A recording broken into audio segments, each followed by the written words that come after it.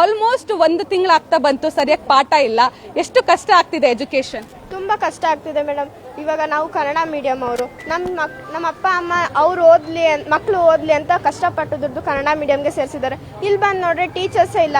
ಇರೋದು 7 ಜನ ಟೀಚರ್ಸ್, ಅದರಲ್ಲಿ 6 ಜನ ಟೀಚರ್ಸ್ನು SIR ವರ್ಕ್ಗೆ ಹಾಕಿದ್ದಾರೆ. ಇರೋದೊಬ್ರು ಟೀಚರು 4 ಕ್ಲಾಸ್ನ ಕೂರಿಸ್ಕೊಂಡು 1 ಕ್ಲಾಸಿಗೆ ಪಾಠ ಮಾಡ್ತಿದ್ದಾರೆ. ಅದರಿಂದ ಅವ್ರಿಗೂ ಪಾಠ ಮಾಡೋಕ್ಕೆ ಇಂಟ್ರೆಸ್ಟ್ ಬರಲ್ಲ, ನಮಗೂ ಕಲಿಯೋಕ್ಕೆ ಇಂಟ್ರೆಸ್ಟ್ ಬರಲ್ಲ.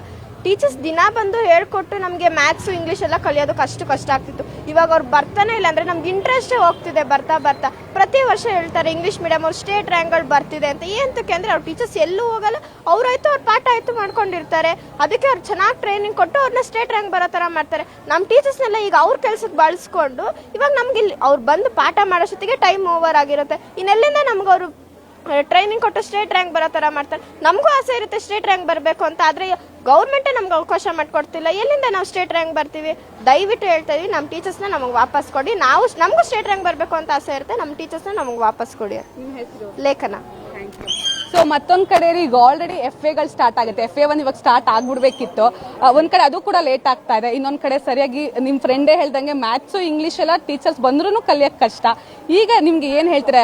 ಟೆಸ್ಟ್ಗಳು ಕೂಡ ಮುಂದಾಗ್ತಾ ಇದಾರೆ, ಅದ್ರ ಬಗ್ಗೆ ಏನ್? ನಮ್ಮ ಫಸ್ಟ್ 10ನೇ ತರಗತಿಯಲ್ಲಿದ್ದೀವಿ. ನಾವು ತುಂಬ ಬೋರ್ಡ್ ಎಕ್ಸಾಮ್ ಬರೀಬೇಕು.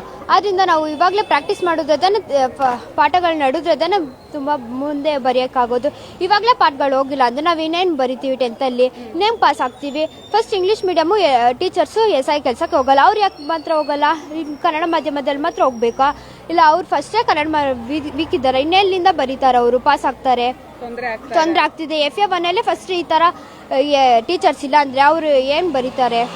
ಮತ್ತು ಪಾಠಗಳು ಹೆಂಗೆ ನಡೆಯುತ್ತೆ?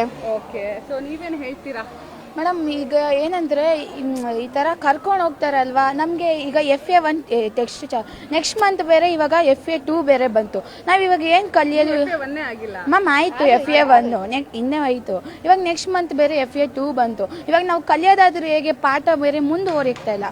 ಇವಾಗ ಎಲ್ಲ ಟೀಚರ್ಸ್ ಈ ಥರ ಹೋದರೆ ನಾವು ಒಂದು ಟೀಚರ್ ನಮಗೆಲ್ಲ ಪಾಠನ ಹೇಳ್ಕೊಡೋಕ್ಕಾಗುತ್ತಾ? ನಾವು ಕಲಿಯೋಕ್ಕಾದ್ರೂ ಕಷ್ಟ ಆಗುತ್ತೆ ಅಲ್ವಾ? ಒಂದೇ ತಿಂಗಳಲ್ಲಿ ಒಂದು ತಿಂಗಳು, ಒಂದಿನ ಸರಿ 2 ದಿನ ಸರಿ, ತಿಂಗಳಾಂಗಟ್ಲೆ ಇವ್ರು ಕರ್ಕೊಂಡು ಹೋಗ್ಬಿಟ್ರೆ ನಾವೇನು ಬರೆಯೋದು? ನಾವು ಏನು ಓದೋದು?